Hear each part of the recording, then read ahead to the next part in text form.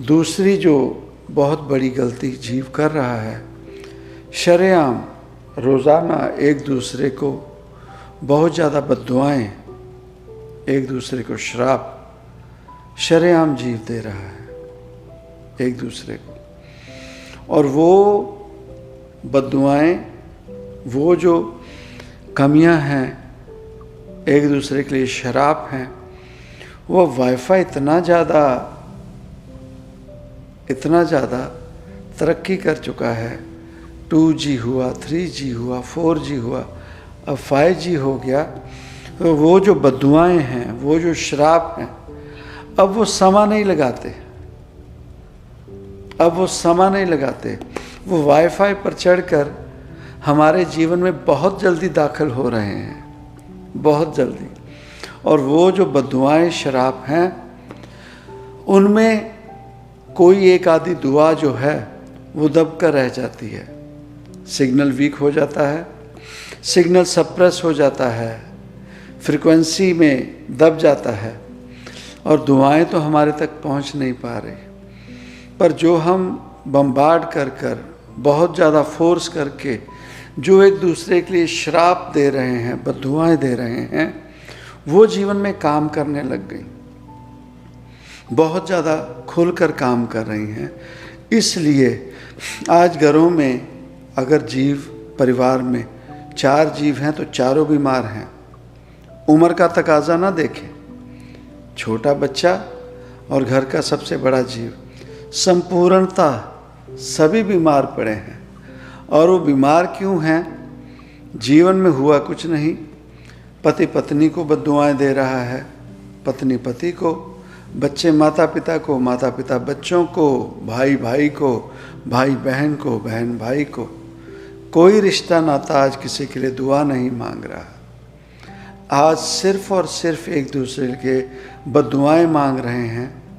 आज हम सिर्फ और सिर्फ एक दूसरे के लिए श्रापित हो रहे हैं, श्राप दे रहे हैं, बिना जाने कि इन श्राप से, इन बद्दुआओं से हम मुक्त कैसे होंगे।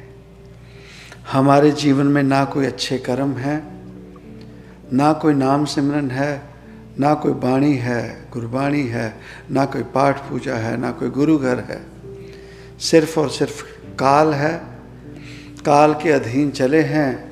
वो जो अपशब्द होते थे, जिसे हम F शब्द कहते हैं, आज हर परिवार में आम इसकी वर्तों होती है। आम, ये भी तो बद्दुआ है, ये भी तो अपशब्द, कोई अच्छा शब्द तो नहीं है। आज जितने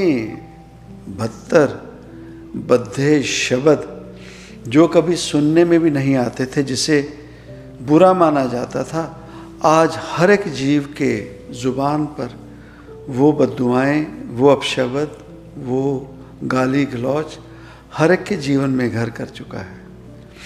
एक तरफ हम दूसरों के पर्दे उठाने से नहीं टल रहे, दूसरी तरफ ये जो अपशब्द हम एक दूसरे के लिए उनका वर्तो अपने जीवन में ले आए, इससे जीवन में और तबाही हो गई। वो रब आज किसी भी रूप में किसी की मदद नहीं कर सकता। हम लोगों ने उस रब को विसार दिया है, रब को कमज़ोर कर दिया, और 100 में से 100 जीव उस काल के मददगार हो गए, उसकी सपोर्ट में खड़े हो गए और उसी अवस्था में चले जा रहे हैं। 100 में से 100 जीव। कोई जीव किसी को रोक कर टोक कर ये नहीं समझा रहा कि ये गलत है या ये सही है। हर जीव जीवन में सिर्फ यही काम कर रहा है कि ये गलत है। वो नहीं जब रुक रहा तो मैं क्यों रुकूं? मैं उससे बढ़कर, उससे ज़्यादा ये बुरा काम करूँगा, मैं क्यों टलूं? और हर जीव ने यही आदत बना ली और इसी आदत के अधीन जीव चले हुए हैं। तो हम सुख कहाँ से ढूंढ रहे हैं? कौन सा रब है जो हमारा फ़ायदा कर सकेगा? अपने आप को अगर धोखा देना है, बुरे काम भी करते रहें, एक तरफ सेहत खराब है, डायबिटीज़ हो गई, एक तरफ दवा भी और ज़्यादा स्ट्रॉन्ग, और ज़्यादा बड़ी से बड़ी, महंगी से महंगी दवाई लेते रहें, इंसुलिन तक पहुंच जाएं, और दूसरी तरफ मीठा खाना, वो चीज़ें जो डॉक्टर ने मना की वो खानी बंद ना करें, तो उसके बाद दुनिया का कोई डॉक्टर, कोई रब उस रोग का इलाज नहीं कर सकता। इलाज क्या है कि अगर वो दवा खानी है, पहले जब जीव अपना पर्दा उठाकर अपने आप को जान ले कि मेरे जीवन में, मेरे अंदर, इस पर्दे के नीचे मुझे ये रोग सता रहा है, मुझे ये रोग है। और जब वो जीव ने पर्दा उठाकर अपना रोग देख लिया कि मुझे अगर डायबिटीज़ है, तो उसकी मदद जीव की खुद की, उसका इलाज जीव के खुद के हाथ में है। सबसे पहले उसे अपने जीवन की क्रिया, जीवन जीना खुद का बदलना पड़ेगा, अपने जीवन को सेहतमंद करना पड़ेगा, सेहत की तरफ ध्यान देना पड़ेगा, खाना पीना बदलना पड़ेगा। उसके बाद दवाई असर करेगी और उसके बाद कोई दुआ असर करेगी। हम क्या करते हैं, दुआ करते रहेंगे, दवा खाते रहेंगे, और वो जो जहर है वो भी खाते रहेंगे। तो उस जहर को खाना जब तक बंद नहीं करेंगे, ना दवा असर करेगी ना दुआ असर करेगी। यह है जीवन की सच्चाई। उसी ढंग से जीवन में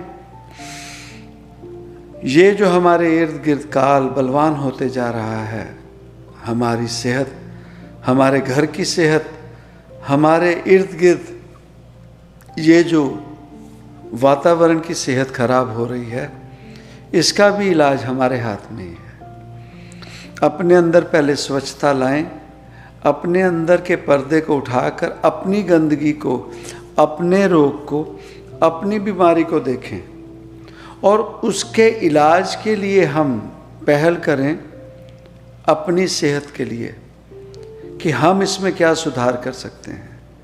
अगर हमारे जीवन में दूसरों के लिए अपशब्द निकल रहे हैं, तो पहले जीव को अपने आप को समझाना पड़ेगा, उन अपशब्दों को रोकना पड़ेगा। वो अपशब्द पता नहीं किस दिन बद्दुआ में बदल गए, और वो बद्दुआ पता नहीं किस दिन श्राप में बदल गई। अब जीवन में जितने श्राप, जितनी बद्दुआएं, जितने अपशब्द हम दूसरों के लिए कह चुके हैं, अब सोच के देखें, हमें गिनती भी नहीं होगी कि हम कितने अपशब्द, बद्दुआएं, श्राप दूसरों के लिए अपने जीवन में इस्तेमाल कर चुके हैं। हमें गिनती भी नहीं होगी। कब हम गिनती कर सकेंगे और कब हम एक एक अपशब्द, बद्दुआ या श्राप, कैसे उससे मुक्त होंगे, कैसे उस जीव को मुक्त करेंगे? कब जाकर ये होगा हमारे जीवन में, और कब हमारे इर्द गिर्द, हमारे आहार परिवार और हमारे जीवन में खुशियाँ फिर दोबारा लौटेंगी? ये तब होगा जब हम दूसरों का पर्दा उठाना, दूसरों के घर में क्या हो रहा है, दूसरा जीव क्या कर रहा है, उसे देखने की बजाय अपने जीवन में निगाह मारें। अगर परिवार का कोई जीव बड़ा है, तो उसे बड़े जीव होने की जिम्मेवारी निभानी चाहिए। अगर कोई जीव परिवार में छोटा है, तो उसे जीव को छोटे होने की जिम्मेवारी निभानी चाहिए। बड़ा अपना लेवल भूल जाता है, वो छोटे के लेवल पे चला जाता है, इतनी नीचता का काम कर जाता है, और इज्जत फिर भी बड़ों वाली मांगता है कि मैं बड़ा हूँ, इज्जत मुझे वो बड़े वाली मिले। पर जो कर्म कर जाता है वो इतना निचले स्तर का कर जाता है, वो उसे नहीं दिखता, कि वो अपना पर्दा उठाकर नहीं देखता कि मैंने कौन सा दुष्कर्म किया। और अगर कोई छोटा है, छोटा बड़ों की इज्जत को भुलाकर इतना ज़्यादा दुष्कर्म कर जाता है, तो वो अपने पर्दे को उठाकर नहीं देखता कि मैंने जीवन में कहाँ क्या गलती की। इन बातों को अगर देखा जाए तो जीवन में, आर परिवार में, हमारे रिश्ते नातों में कभी कोई खटास ना आए। और रब कौन पाना चाहता है? रब छोड़ दें हम ये अपने आप को धोखा दे रहे हैं। रब की किसी को ज़रूरत नहीं, और रब ये नहीं है जिसे हम समझ कर चले हैं। रब किसने देखा है? रब कोई नहीं देख सका, कोई रब नहीं है। रब हम अपने आप में हैं। रब हमारे इर्द गिर्द जो जीव, हमारा आर परिवार घूम रहा है, रब वो है। उन जीवों के साथ वो जो धर्म ग्रंथों में बातें पढ़ी हैं, वो अपने जीवन में ढालकर उन जीवों के साथ हम वो व्यवहार शुरू कर दें तो रब, हमारे इर्द गिर्द रब मिल जाएगा। हमारा इर्द गिर्द जिया जंत जो है वो भी रब हो जाएगा, हम भी रब हो जाएंगे। रब और कुछ नहीं है। कोई देव, कोई देवता, दानव, ये सभी हमारे भीतर हैं। हमारे भीतर दानव जीत चुके हैं तो नरक है, देव जीत गए तो स्वर्ग है। हम अपने दानवों को देव मानकर चले हैं और उसी का विस्तार करते जा रहे हैं। अपने अंदर निगाह मारकर देखें, हमारे कर्म जो हैं वो दानवों वाले हैं, राक्षसों वाले हैं। उन कर्मों को हम जीत नहीं पा रहे और जीवन में उसी का विस्तार होने दिया, उसी को बढ़ने दिया। और अगर किसी जीव ने हमें हमारा पर्दा उठाकर हमारी गंदगी बताने की कोशिश की, हमारी गंदगी। औरंगजेब अपने आप में बहुत बड़े बादशाह हुए, बहुत बड़े। चले जा रहे, एक फकीर की कुटिया रास्ते में, एक फकीर की कुटिया, अंदर से संगीत, अंदर से रब के नाम की आवाज़ आ रही। तो उतर कर गए उस फकीर को मिलने, और फकीर मंदे हाल में, और उसने चद्दर ली हुई जो फटी हुई थी। बादशाह ने अपनी चद्दर उसे दी, उसे ढकने के लिए। उसने वो चद्दर फिर लौटा दी। पूछा कि ये चद्दर क्यों लौटाई? कहते कि ये चद्दर पर्दा है तुम जैसे कलयुगी जीवों को ढकने के लिए। फकीरों को इन चद्दरों की ज़रूरत नहीं, वो तो नगन है, वो तो जग के सामने संपूर्ण नगन है। वो जो पर्दा है हमें ढकने के लिए, वो जो चद्दर हमें अपने अवगुणों को ढकने के लिए मिली है, वो ना सिर्फ ढकने के लिए मिली है, वो हमें समझाया गया कि निगाह मारकर जीव अपने अवगुणों को देख, अपने दुष्कर्मों को देख, उन्हें सुधार, उनके ऊपर काम कर, ताजो जीवन की सच्चाई तुझे मिले और जीवन में अपने आप में रब होकर इस इंसानी जन्म का फ़ायदा ले सके।